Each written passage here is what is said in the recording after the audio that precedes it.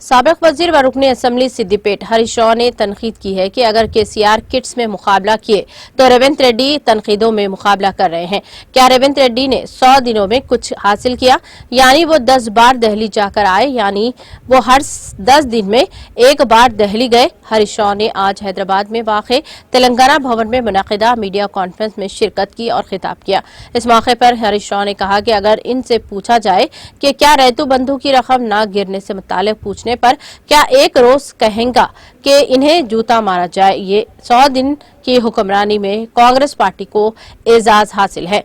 हरीश राव ने कहा कि केसीआर की बीमारी पर भी सियासत की गई है और वज़ीर आला और उज़रा ने इनकी तजलील की है और बेहुदा तबसरे किए हैं। उन्होंने कहा कि पार्लिमानी इंतखाबात में कांग्रेस और बीजेपी की मिली भगत हुई है। उन्होंने मजीद कहा कि वज़ीर आला ने इन 100 दिनों में जिस तरह से बात की है, इससे रियासत के लोग इनके बर्ताव के अंदाज से बड़े भाई छोटे भाई बंधन को अच्छी तरह समझ चुके हैं। उन्होंने कहा कि दिल्ली में कांग्रेस और बीजेपी आपस में तल्ख हरीफ है, लेकिन तेलंगाना में ये एक मजबूत रिश्ता नजर आ रहा है। हरीश राव ने याद दिलाया कि रेवंत रेड्डी ने कहा कि 100 दिनों में 6 जमानतों को नाफिज किया जाएगा। उन्होंने कहा कि पार्टी के गेटों को उठाने के बजाय प्रोजेक्टों के गेटों को उठाकर फसलों को बचाने का मशवरा दिया।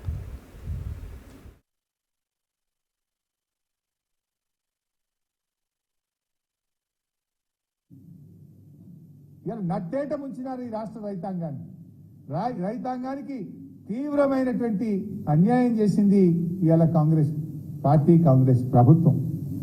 కౌలు రైతులకు ఇస్తామన్నారు, కౌలు రైతుల మీద ప్రేమ నటించిండ్రు. అసలు రైతుకు లేదు, కౌలు రైతుకు లేదు. ఎడమైంది కౌలు రైతులకు రైతు బంధు ఎందుకు ఇయ్యలేదని నేను అడుగుతా ఉన్నా. కనీసం కౌలు రైతులను గుర్తించే ప్రక్రియ కూడా ఈ రోజుకు ప్రారంభం కాలేదు.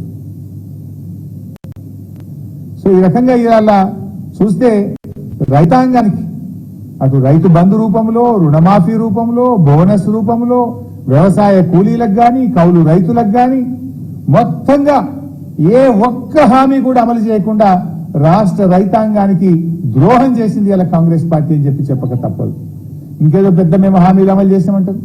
ఈ మేనిఫెస్టోలో చెప్పిన దాంట్లో ఒక్కటన్న రైతులకు అమలు చేసిందా నేను అడుగుతా ఉన్నా.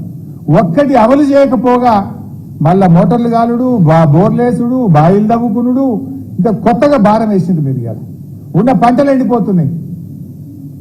ఇవాళ కాంగ్రెస్ పార్టీ నేను డిమాండ్ చేస్తా ఉన్నా, ఈ రాష్ట్రంలో ఎండిపోయిన పంటలకు ఎన్యూమరేషన్ చేసి ప్రతి ఎకరానికి 10,000 రూపాయల నష్టపరిహారం వెంటనే చెల్లించాలని చెప్పి ఈరోజు మేము కాంగ్రెస్ పార్టీని డిమాండ్ చేస్తా ఉన్నాం.